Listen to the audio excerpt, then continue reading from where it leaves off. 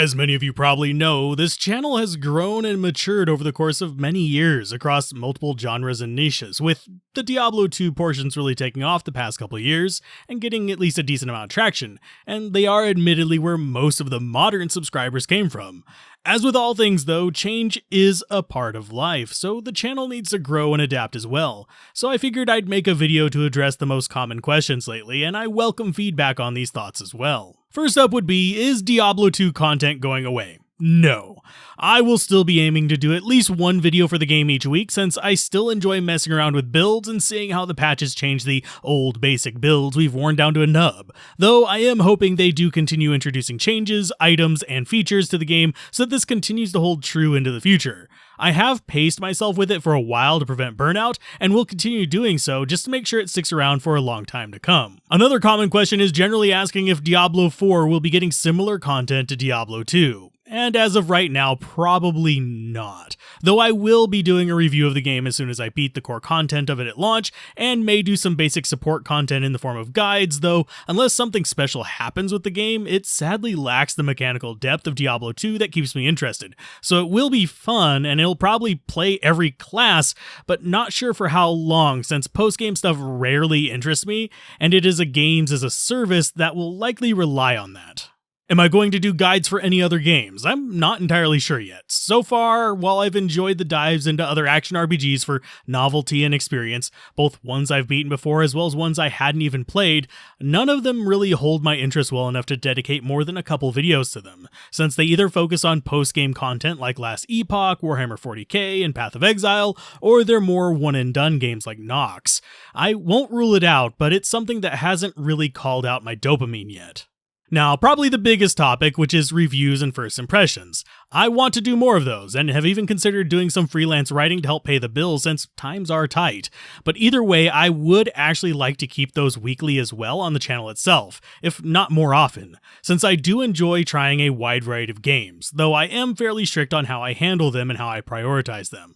But I think I can keep a fairly steady pace between the two series so far, and a bit of a desire to do a third series in the same vein, but that might be a bit more community driven. Outside the obvious review series, the first impression series, which I'm calling What Is, as many of you have probably guessed, is a nod to Total Biscuit, who is one of 3 creators who motivated me to start YouTube in the first place. And while his original format doesn't work with how the YouTube algorithm judges satisfaction these days, I do want to have my first impressions hold the same spirit, which takes several hours of experience in a title and gives an educated and informed impression rather than just off-the-cuff opinions. And while I won't be doing long format, uninterrupted gameplay in the videos themselves, I will place that type of footage for every game I cover over on the Game Sampler channel so you can get a better idea of the pacing. The reason for keeping this separate is because I hold much stricter standards for calling things a review, as you probably guessed from a recent poll. I might do a whole video essay on it, but I just can't do the whole I have an opinion for only doing a basic skimming of a game and still call it a review. It's a pet peeve of mine that so many indie and even non-indie review sites basically spout off after not even playing 1/10 of the core game oftentimes.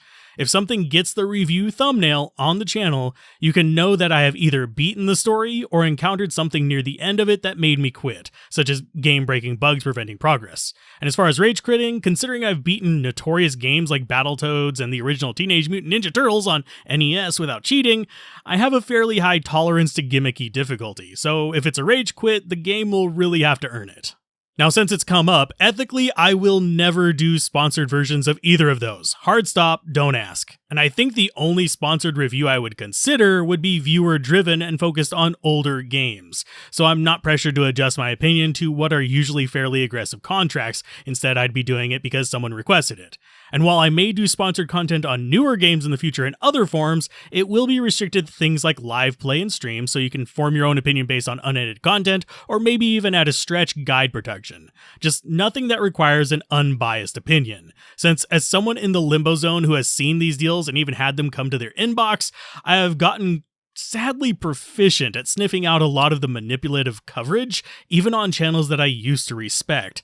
So I want to make a clear line that my opinion cannot be bought, and I try not to blur that line. Now, I mentioned older games there, and that is what I'm looking at for the third branch of that series. We've already done this a little bit with reviews of older titles, mostly action RPGs, but considering the average age of the audience of the channel, I think returning to nostalgic or formative games to see if they live up to the memories would be fun, and I actually am looking forward to it.